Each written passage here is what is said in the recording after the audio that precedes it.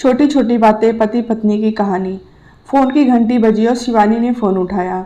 उधर से कोई बोला भाभी और रोने की आवाज़ आने लगी। शिवानी ने प्यार से पूछा, क्यों रो रहे हो छोटे बच्चे की तरह? अमित रोते हुए बोला, भाभी। और फिर सुबकने की आवाज़ आने लगी। शिवानी बोली, पहले चुप हो जाओ। अमित थोड़ा शांत होकर बोला, भाभी प्लीज़ भैया को छुड़ा दो।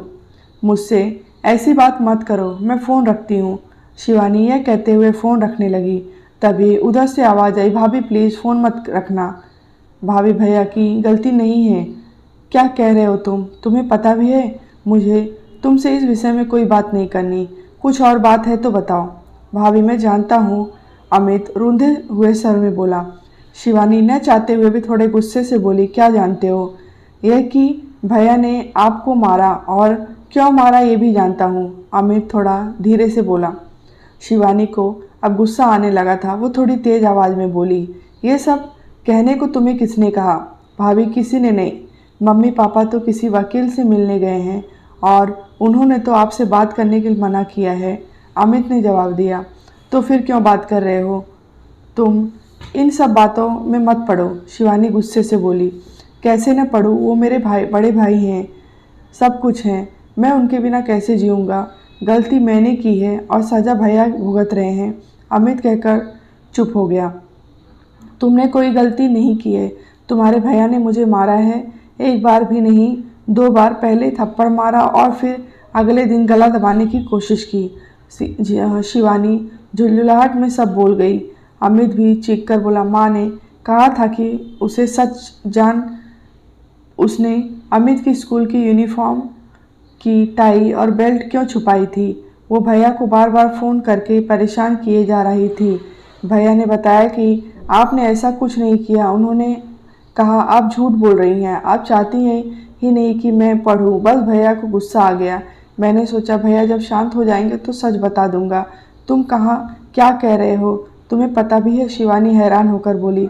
अमित धीरे से बोला, हाँ भाभी मैं जानता हूँ मैं क्या बोल रहा हूँ। 24 जनवरी सुबह 5 बजे आप दोनों बेंगलुरु के लिए निकल रहे थे।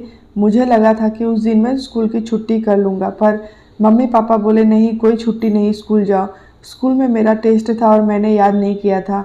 मम्मी पापा को पता था कि बुधवार को स्कूल की यूनिफॉर्म की चेकिंग होती है, इसीलिए मैंने टाई बेल्ट जल्दी से बेड के नीचे डाल दिया और उनके साथ ढूंढने लग गया। बस ढूंढते ढूंढते समय कट गई। मम्मी को लगा कि आप छुपा कर गई हैं।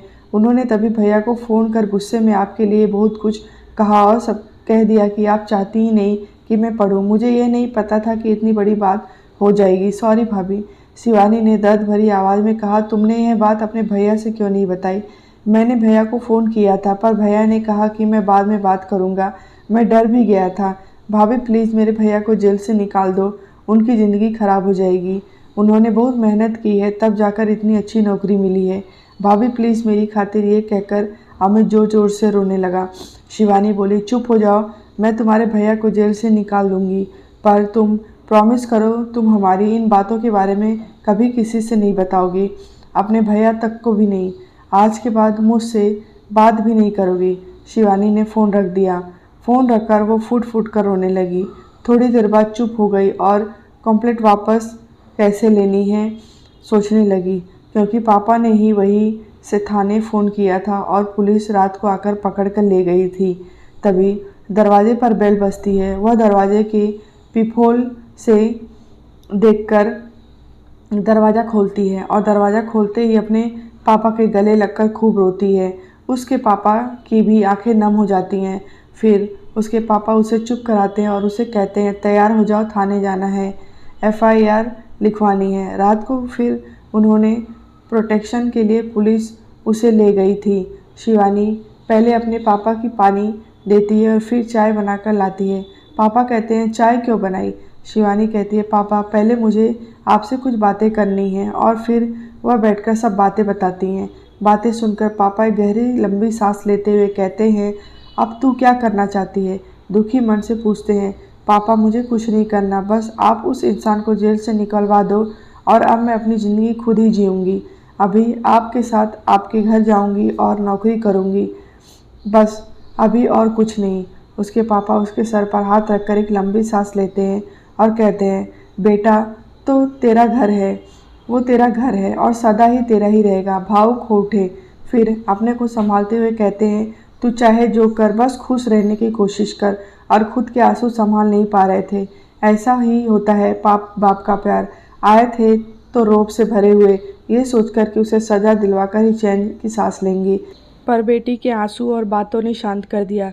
कभी कभी घर की छोटी छोटी बातें घर तबाह कर देती हैं, घर बसने से पहले ही उजाड़ देती हैं, सपनों के ताजमहल मिनट में ढेर कर देती हैं। मेरी बेटी का क्या कसूर था, ये सब सोचते हुए उठते हैं और शिवानी से सामान पैक करने को कहते हैं। फिर पापा बेटी थाने जाने के लिए निकल जाते हैं। यह कहानी आपको कैसी लगी है कमेंट बॉक्स में बताएं। लाइक करें और शेयर करें।